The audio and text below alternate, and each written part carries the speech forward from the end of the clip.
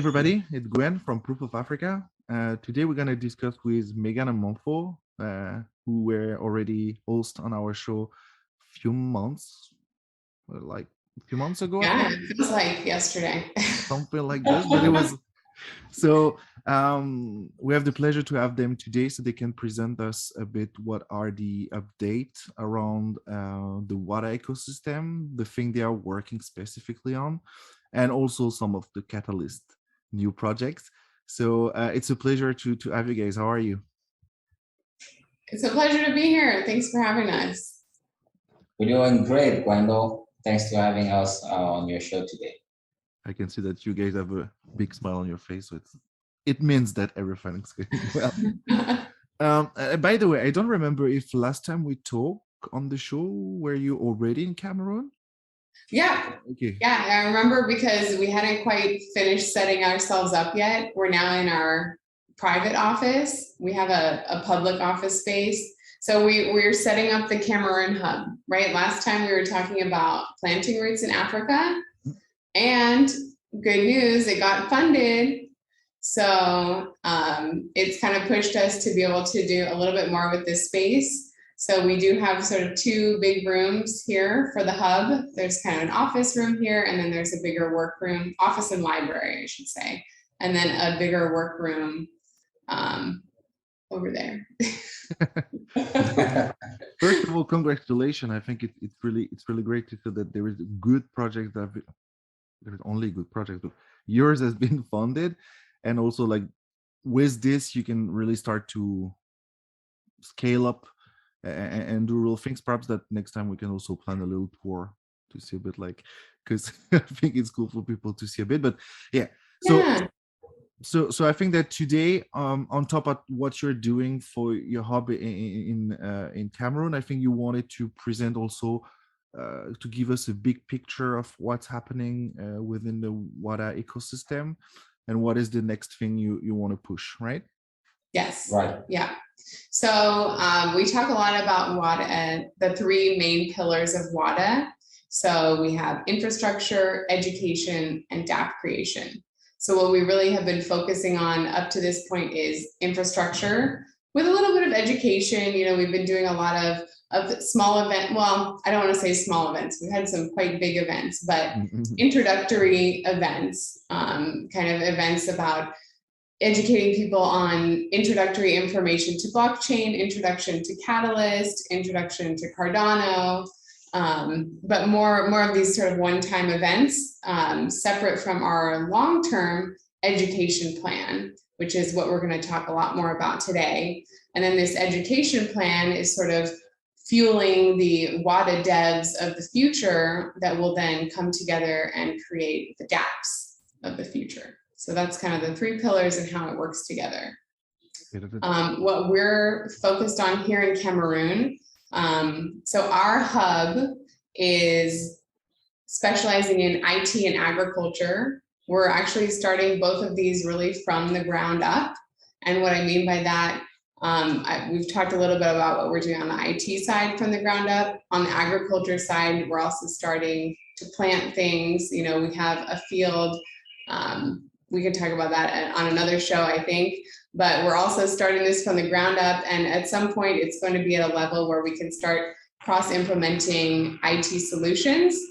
But for right now, what we're focusing on for our IT hub is educating and getting a good base of developers to join us and to sort of spread education through our hubs that will lead to Dapps creation.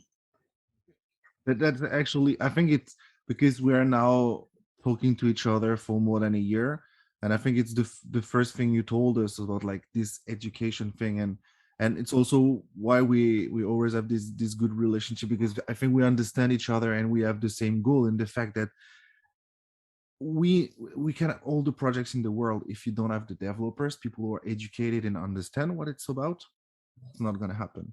I've heard, I think it was recently, that QR code has been it said it's like the, how you say that in English, it's the world best innovation this year, and you're like, it exists for, yeah, but like it wasn't used that much because people didn't know how to use it, didn't know what it can do.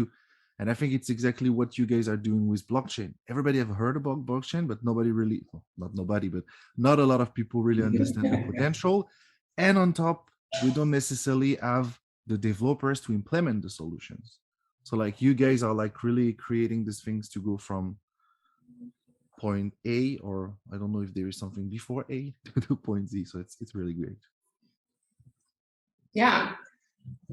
Would now be a good time for me to share screen? We did put it together sort of a presentation to help illustrate our proposal. Where is yours? Okay, bring it on. So I'm just gonna cut this because I need to check if everything's well, because I'm on the full screen, but I don't want to be on full screen. I go here, I do that, and you can talk again. Okay. Yeah. So here we're going to talk about, we're working with WADA, but our IT company on the ground is called DITC, Disruptive IT Cameroon. And that's the name of our hub. We're focusing on IT and agriculture. So as I mentioned before, we're going to talk mostly today about IT. Agriculture is something to look forward to, though. Just before you start, I'm also going to say that I've actually seen the farm, so there is actually already things planted, but for the next time. Thanks, Gwendol. So what we want to focus on today, first of all, is we put in a couple of proposals. Yes, we put in this proposal is sort of our main proposal. It's in the scale up community hub category. And it's what the focus, kind of the base of what our hub will be doing in terms of education. Spread Plutus through Africa. So what exactly is it? Haskell and Plutus education program launched through our hub, but to be released through the WADA hub networks and for everyone. The team so far, and this will be expanding, but we have our 3 trainers here in Cameroon, myself coordinating, helping, and then of course, the WADA network, we have devs and entrepreneurs that are eager to join. Why? I mean, we can talk a lot about why. Do you want to jump in? Yeah, sure. So the why, we can look at this in 3 perspectives. The WADA vision perspective, and here we really want to answer the education concern that WADA has had since the beginning of its adventure. WADA mission is centered around 3 pillars, which are infrastructure, education, and then Dapps building. And for those of you who know WADA, you might also know that WADA got funded in the previous round to just like set up the ground for its infrastructure component.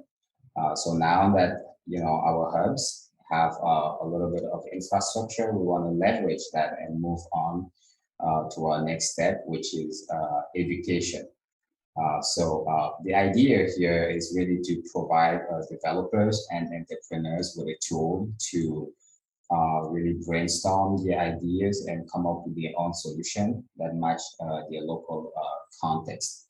The other main goal here is to make sure that those proposals that we help like submit or incubate, if that's the right word, we follow them, right? Like throughout their life process, their lifespan, in the sense that submitting them and then getting them funded is not enough. We need to be there at the implementation stage. So yeah, that's the WADA perspective. The next one, if you look at with the eyes of developers, really this proposal is about like helping developers in the sense that Plutus, which uses Haskell as a building block, which is based on functional programming paradigm, are hard. they're hard, you know, for the Western world. They're even harder for Africa, the African local developer. And we really want to give developers, you know, that push, you know, that starting point through this initiative. You know, just developing a curriculum that would then be taught across all wadaOs. On the entrepreneur perspective, again, we'll be creating a space for them to express their concerns. You know, as they are visionary, they have these great ideas.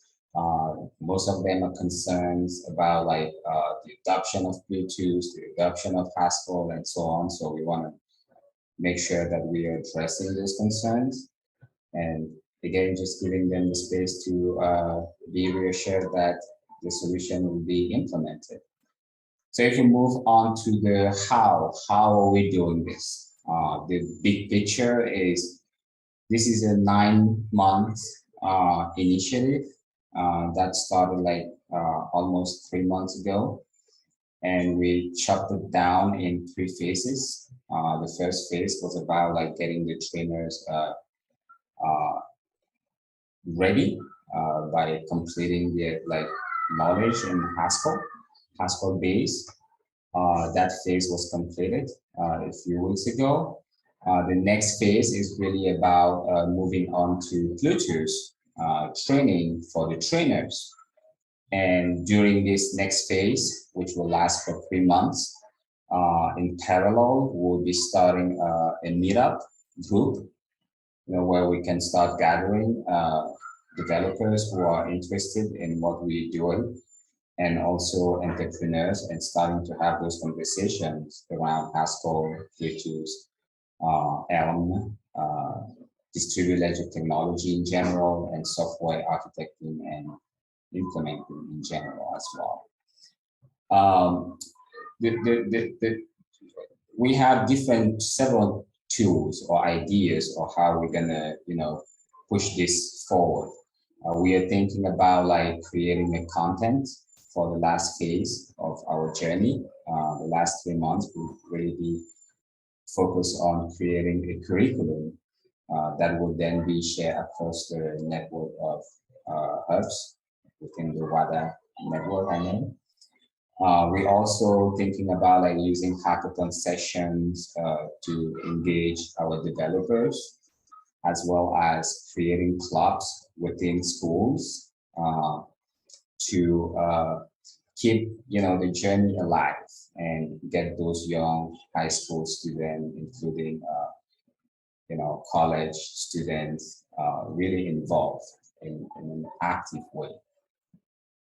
We intend to use the Meetup as a proposal think tank, and most importantly, we want to have a project-based learning approach. And in the next slide, you will see why we chose this specific approach. The when, I already mentioned that we started this adventure like 3 months ago. It was on September 15.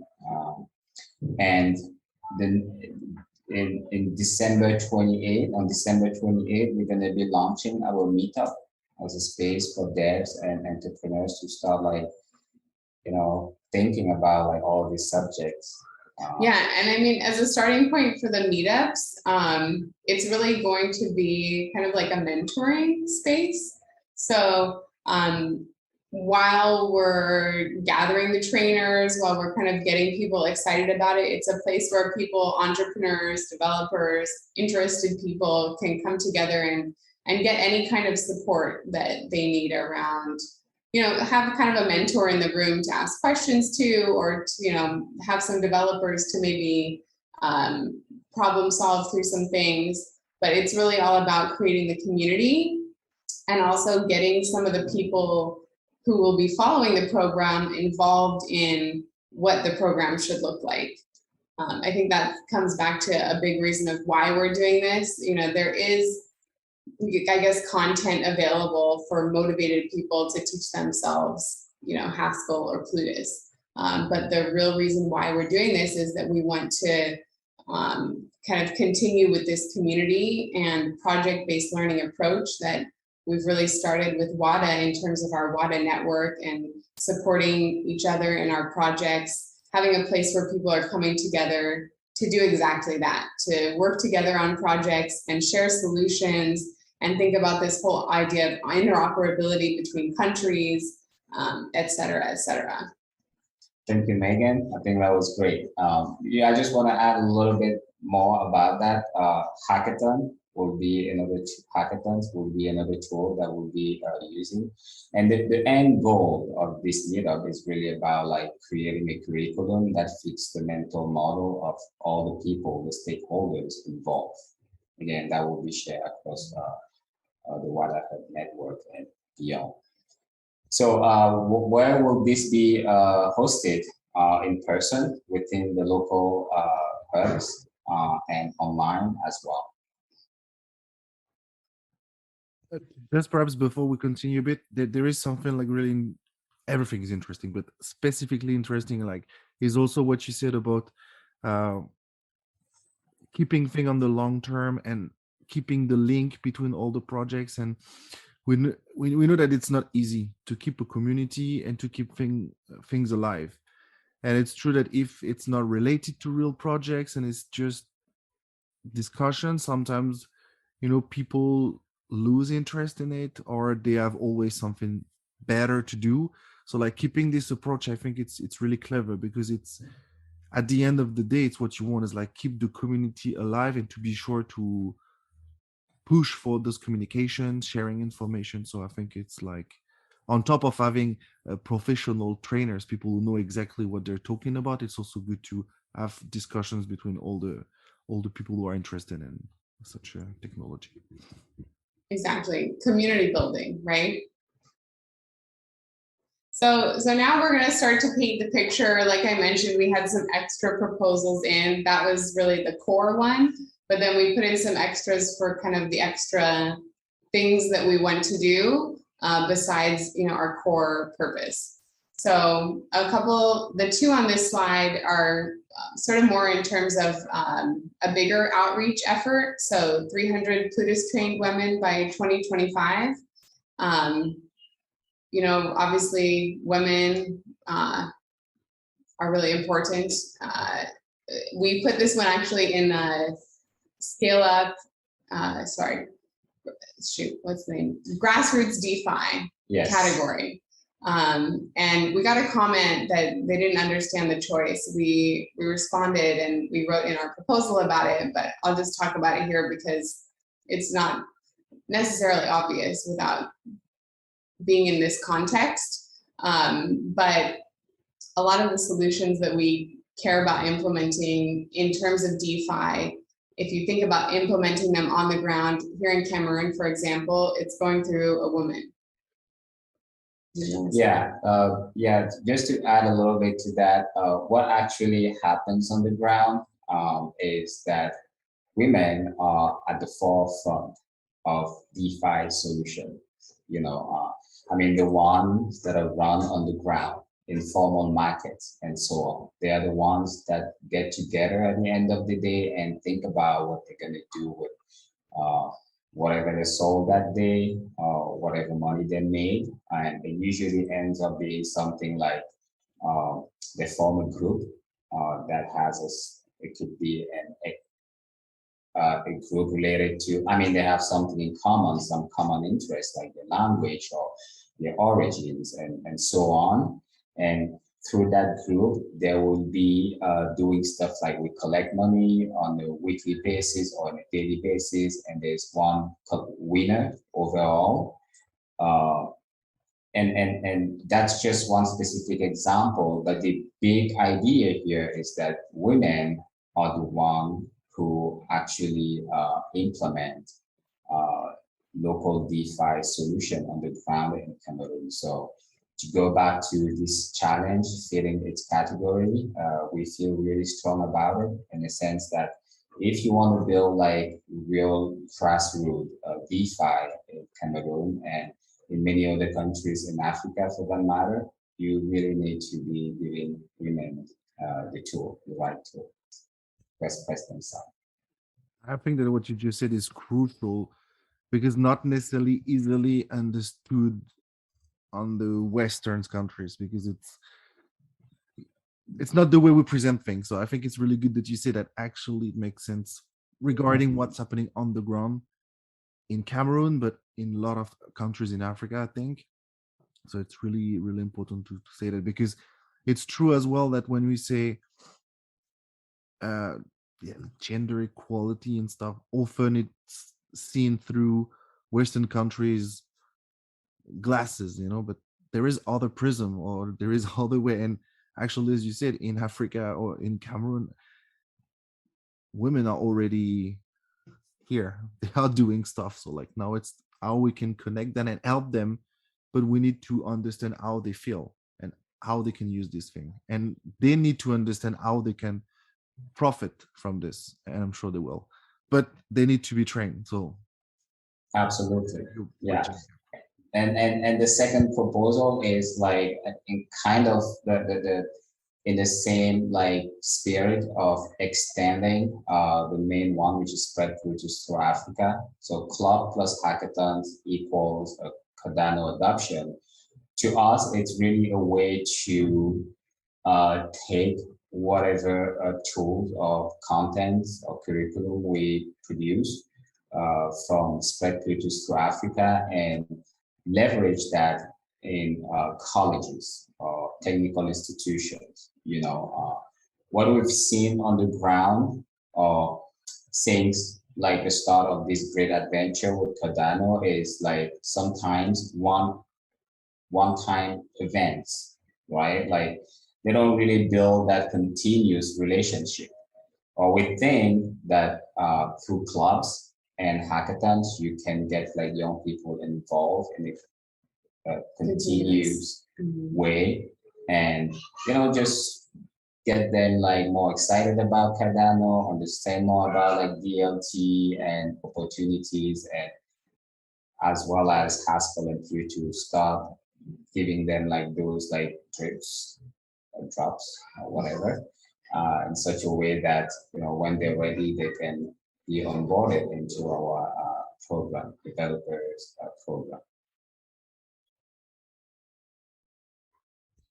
So then the other proposals we put in, we can maybe not spend too much time on them right now. I think we'll schedule some time to go into detail into a lot of them later. But we have, living with this guy, I hear a great idea, every other day. But there's been quite a vault of kind of accumulating ideas that him and, well, I guess I'm part of it too. We've been thinking about and sort of refining. So these are not ideas we just came up with and threw all out there. They're things we've been thinking about for a while and have finally found sort of a path towards actually making these possible, right? I think a big issue that people think of when how do we get implementation, how do we get adoption if it's a local coin or something like a stable coin, you need to have a utility for it. So why not have multiple, things where people can use this coin, right? Instead of just one app at a time. So like I said, we could go into detail on the specific ones, but these Dapps and DAO different projects will be sort of supported by the education platform. And also they do have some common themes that sort of make them really relevant. Like I was mentioning, stablecoin created, pegged to a local currency, DID solution. And then I guess we sort of forgot to mention this, but because we're so used to Gwendol, and us, we sort of meld between French and English when we're offline. But all of this will be happening multilingually. Specifically, absolutely, definitely in French and English. But we are hoping for more languages based on sort of demand and who is getting involved with us. Yeah, and this plays very well into our project-based learning approach. I think Megan highlighted how Some of these, there are cross-cutting concerns like stable coin pegged to like some local currency, fiat money, and DID solutions that actually cut across most of our projects, if not all. And using this project as real world, like I mean, in the local context, these are problems that people face on a daily basis. And as we go, we launch our training and we use like this. I think it would be, I think it's a great approach, in my opinion, to have it that way. Makes sense. Totally. Actually, I think it's really well the way you presented it, the fact that it's a lot of different projects, but somehow there is a link between it. I really like how you come with this stablecoin ideas. Everybody wants to create a coin, but as you say, we cannot have a coin to use on one platform and manage 10 or 20 or I don't know how much different coins. No, it makes no sense. We need to have a link between all this. And when it comes to the language thing, I think it's really important that you mention French, of course, because it's the most important language. But actually also like native and local languages, because as we said, probably for developers, knowing English is enough, because you need English if you're a developer, because it's what it is. The software, English is needed and stuff. But if you want the people on the ground to understand what is blockchain, what is these things, you can use actually or reach out to them in the language, because they are the people who are going to find projects. So you're still going to have the developers who are going to need to learn English or to be good in English, because they need that for softwares. But like the people who have ideas, who are on the ground, who are going to need the solutions, then you need to reach out to them in their language. And I think that this sound perhaps a bit, oh, if it's in English, it's enough. No, it's not. It's definitely not, because there is still a lot of people in this world who don't speak English or French, and if you really want to scale up and drive adoption, you need at some point to go through local languages. So I think that it's really important that you guys are working on this, really. Yeah, I'm glad you brought that up, because I know we've talked a lot about local languages and I didn't specifically mention it. But I think a key point is also the users, right? You need to be able to talk to the users who are going to actually download these Dapps, right? Who are going to actually be using these solutions. It's not even only the entrepreneurs and the developers that you need to kind of convince. And we're lucky on our team. All of our Cameroon team members do also speak their native languages. So and there are actually 3 different ones. I think every country in Africa is a little bit different. In Cameroon, there are 200 languages spoken. I think there are some common. I mean, a lot of people speak Pidgin, but other than like native languages, that's it can be really specific and unique, and it's a good way to be able to talk to people. Like we go to the market and he's able to have conversations with some of these people in a way that they trust him more because he's speaking to them in his language, right? So I think it's a really important point. That's, it's easy to say, but if you see it on the ground, I mean, I've seen this happen. You go and you start speaking to someone in French, they understand French, yes, maybe even English, but you're talking to them in their native language, and then they kind of trust you. I think this notion of trust is also important. As you said, people would understand. Even I take my case, because I'm a French native speaker, I can speak English, it's okay. But of course, when I'm abroad and stuff, and I hear French, it's easier for me to understand. Even if I understand English, it's going to be easier. I'm going to feel more comfortable also in expressing myself in exactly what I need. So like, if you can create this trust relation, it's going to be easier, especially because I think there is also in some countries, not necessarily only in Africa, but even in France, for instance, there is a lot of people who don't really speak English well. And when you talk about blockchain or this, oh, it's too complex. I'm not going to understand. So they might have ideas, they might use it, but it's just, no, it's in English. So I think it's the same then for local languages. They are like, no, it's too technical for me. I'm not going to understand. So if we can help reducing like move away the barrier for that, I think it's really something that could drive adoption, because once again I think that we all agree on that solutions are going to come from the ground, from the people who actually going to need it. Yeah, absolutely.